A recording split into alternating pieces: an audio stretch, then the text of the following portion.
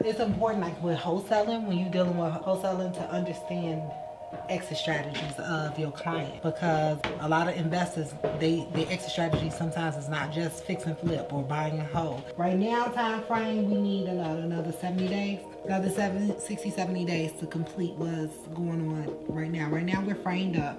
We have our mechanicals done, some of the plumbing done, electrical going in. Electrical going in now. Yeah.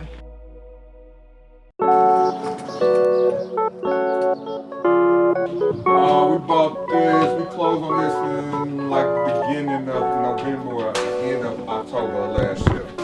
This was gonna be a bedroom, but we gonna change this and we gonna make this just kind of like a den or office. We gonna close this up. We gonna put a double 16-inch French door on that. This the kitchen. The galley style kitchen here. Then this is bathroom for this level. And then this would be the bedroom for this level. This getting cut out. This gonna be a door all the way up to there. Huge door. And deck outside for this bedroom itself here. On our Airbnbs, we do rooms. We don't rent the whole place out. All of ours are luxury, nice. We put them together well with the interior designer, so we're able to command a higher price. So we get minimum $100 a night depending on the location, but it's typically about $135 a night, upwards to $200 per night per room.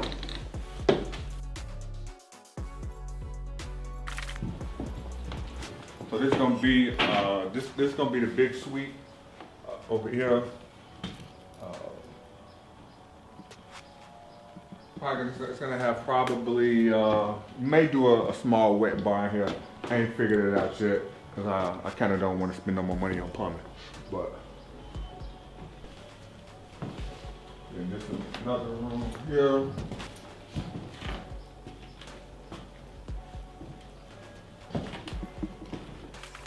Two bathrooms here, bathroom here, another bathroom here, another bedroom. How long ago did you get this one? We bought this, we closed on this in like beginning of November or end of October of last year. Was it multi-family, I'm guessing, or what kind of single family? It's a single, it's a row house. This is on the market. Oh, okay. We bought this off the market for $170. The HVAC system. Yeah, it's already about in. I don't think this is. I think this level not, but. So something like this, just remember what you're seeing. I'm gonna send you over the scope of work so you can kind of understand where the numbers is going. The true numbers for HVAC, the true numbers for concrete, all the stuff that before you even walk in the house, the stuff that you got to consider when you walk in the property. You know, because sometimes we'll come in the house and say, oh, okay, well, this needs $80,000 worth of work, but you missed $20,000 in concrete and $5,000 in tuck pointing that needed to happen before you walked in the house. So this here, you're doing this for Airbnb? Okay, so yeah, it's important, like with wholesaling, when you're dealing with wholesaling, to understand exit strategies of your client, because a lot of investors, their exit strategy sometimes is not just fix and flip or buying and hold.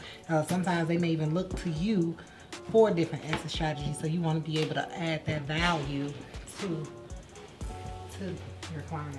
Yeah, we decided to keep this for Airbnb. That's like that's our thing as far as we have buy and holds, but we know that there is better opportunity with the Airbnb, and we were actually in Airbnb investors before, but we didn't own the real estate. And when you don't own the real estate and you're renting, you know, like all on YouTube, it's a lot of people who's doing Airbnb now from renting the space and We everything. call it arbitrage, rental arbitrage. Rental arbitrage, yeah. So we were doing that years ago, and our Airbnb was completely booked. And what wound up happening is the condo association, they put us out while we had our Airbnb booked for Active months. bookings, people were supposed to be checking in. Yeah. And then, you know, months down the line, we were booked for months down the line. And it's cool. I'm glad it happened, to be honest. It was a learning experience for us. And it gave us more vision, because now it's not just an Airbnb. It's more than just real estate now. It's actually a business, a short-term rental business. And we own the real estate. We own our platform. We use Airbnb as a platform, but more of like a search engine. But we have our own platform, our own booking agent, our own site, where we don't need Airbnb, we don't need HomeAway, but we do use it to capture some of their clients, and then we bring them over to our platform and we keep them there. Yeah. And then what that does is, you know, years later when it's time for us to sell, if we want to either sell the property or just sell the business, or sell the business and the property, now the value is going to be crazy, because now you can buy a whole business with the real estate. And as you know, when purchasing businesses, they give you anywhere between what? It just depends, anywhere between 3 times to 10 times the earnings. Yeah, 3 times to 10 times the earnings annually, right? So Prairie, what did we say that we were going to actually grow from over there? Prairie was a 4-unit building that we had. We was renting out each level like $1,300 to $1,500 per month. Our cash flow after everything was about $2,000 a month after all the bills was paid. Once we have it fully occupied with Airbnbs with our strategy, it should be roughly about $60,000 a month. Cash flow. Cash flow. From 2000. And we make really, really nice Airbnbs. And we make them luxury, because we need to justify the price, first of all, that we want to charge, and we want to make sure that we keep quality people coming in, and every time they come back to Chicago, this is a place that they want to experience. So we try and have more so of an experience for our guests. So this one here is going to be none short of that, because we're able to kind of like just rehab this from the studs. We're able to put in a lot of different things that we weren't able to do at our other Airbnbs. We're able to put in a nice business center and USB ports everywhere, because we know people need to charge their phones. We're able to make it more of a smart home, where it is, you know, when you come in the door, all of the locks are smart and they Bluetooth capable. So I'm excited for this project here. And then, did we do the numbers on this? We threw them Not around. really, yeah. Because, you know, we so far away from actually booking, you know, so we'll kind of take a look at the numbers more in depth once it's closer time to, you know, starting to put it on our platform. Yeah, but the location, the area, I mean, it's perfect where we're at, and that's the one thing you got to do when you're looking at Airbnbs or looking at rental property. Period. You want to buy somewhere where your money is going to appreciate, and that's exactly what we're doing. Was there a lot of competition when you were trying to buy this home, or what was the strategy to get it? No, we giving people what they ask for. You know, all that HGTV stuff, they want 150, let's offer them 100,000. Like, no, that's not how, if you're serious about a property, you make an offer like you want the property. So I don't care what they ask for. If the numbers work for me, at their asking price, I'm gonna try to give them what they ask for. Now, if the numbers don't work, and then I may have to negotiate a little bit, but just negotiating just for the sake of doing it, that's stupid. You will not get a property in the Chicago market. I don't know what worked anywhere else, but in the Chicago market. Chicago hot market. Yeah, in the Chicago hot markets, like this area, no, that's never gonna happen. Chicago is a market, a sub-market, so it's a lot of different hot markets in Chicago, within Chicago. You can go to the north side, you know, it's a lot of different hot areas there. They're gentrifying everywhere. So you want to get in and find those places to start investing. You got to make an offer based off of what works for your numbers. And that's what he was saying. So, you have people who want to go in and just completely beat the seller up. And if they're able to get the get the deal at that point, then that's fine. But what happens is once the seller really finds out, because the seller's going to find out, once they really find out that you are assigning that property or that contract and you're walking away with more money than them, or you're walking away with a bulk of their equity, then that's when the problems come. That's when all the bad names for wholesalers come. Being upfront in the beginning is the best way to go when you're doing wholesaling. When I walk in the door and I tell them, I let them know, you know what, it's going to be money made on this deal. Usually my investors pay me, and they pay me a fee to bring them deals. Are you okay with that? You'll still get your $75,000. This is what we discussed. But are you okay with my investors paying me for my services? So it just depends on how you structure the deal. But if you're up front in the beginning and letting them know that it's going to be money exchanged on this deal, then you wouldn't have a problem. But that's when you have those issues where they want to go in, completely beat up the seller on the price, get it down so low where they feel like that they don't have any other choice, so they go with it. But then it turns around, they're walking away with $20,000-$30,000 of the seller's equity, and the seller feels like, hey, this isn't right, this isn't fair. Then we get the bad name. It's me out front in the beginning. Was the ARV on this irrelevant to you because of your strategy? Because no, you knew you were gonna... every time, it's one of the most important things. Like every time, it don't matter what the exit strategy is. You need to understand what your property is worth. You need to understand, because the ARV determines how much you can pay for it, especially if you're using rehab money. If you're using a loan, you gotta have the ARV there, because nobody's gonna give you $250,000 and you paid $169,000. Then you need another $200,000 to fix it up when the property only gonna be worth $300,000. They're not gonna do that. So you gotta have some room. So you gotta understand the ARV. Yeah, we work backwards when we're doing this. So what's the ARV? So what's your exit strategy? Most of the time, a lender will bring them in for long term, and they will refinance us out of the hard money loan. So in order for that to happen, the lender needs a certain amount of equity left in this property. What were they at? 70% of the, what was it? 70% of the ARV. So we know that, this property here will be worth $500,000. 70% of $500,000, $350,000. So that's going to be our loan.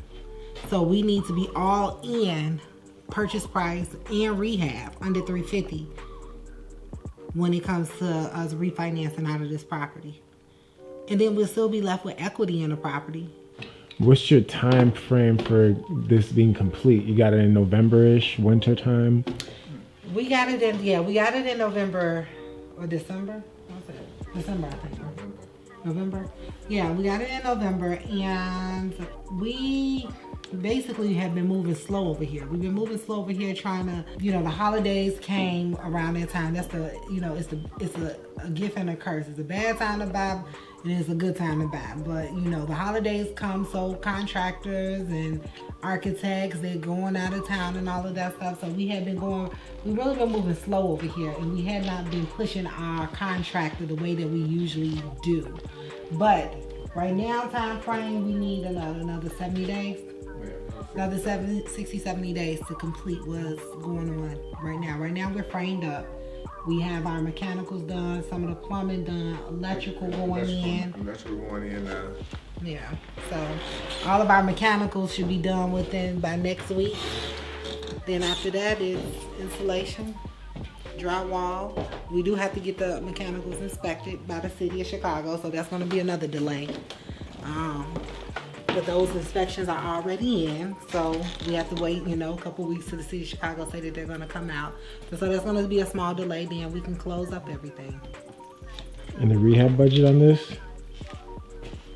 $170. Yeah, 170. That was light though, but yeah. Mm-hmm. We're stretching it with that. We're stretching it with that, so we called in some favors from when you're in this business, you have contractors who work with you a lot. So we have to call in some favors from some of our other contractors that we've given a lot of business to in the past. I don't care what side of the business you on, any side of the business you in real estate, relationships is important. Relationships with the lender, relationships with your contractor, relationships with the sellers, relationship with the buyers, relationship with the attorneys. But you want to season and make sure all the relationships with everybody involved in your business is good. Yeah, that's optional.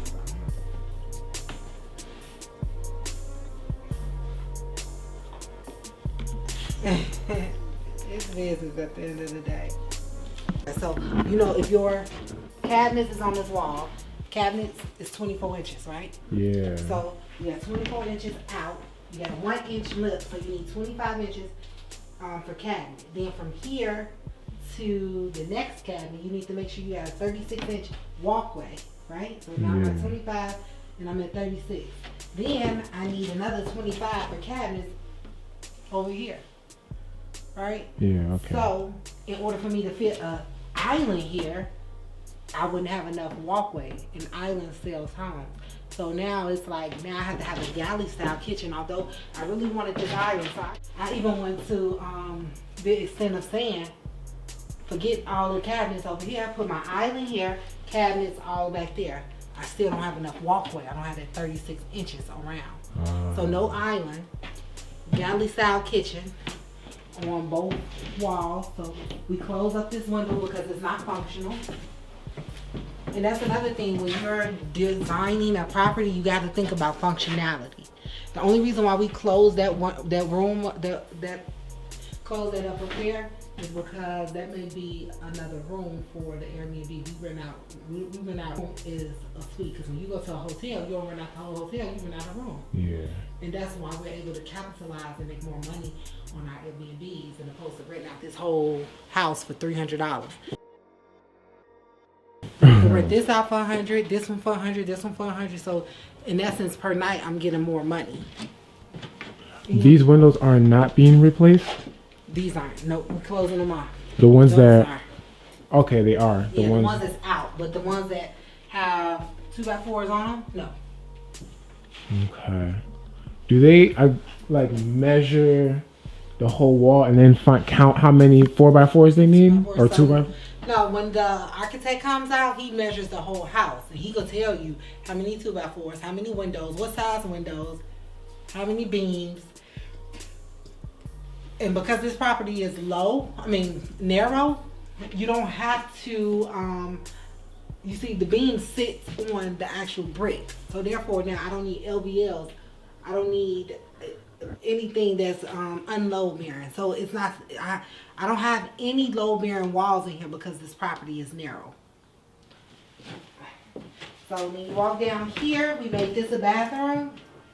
So this will be a bathroom, and then this will be another suite. We are opening this up, we're breaking this out and putting the deck right here. So this bedroom has its own personal deck. This suite does. So we'll rent this out for maybe like $150 per night.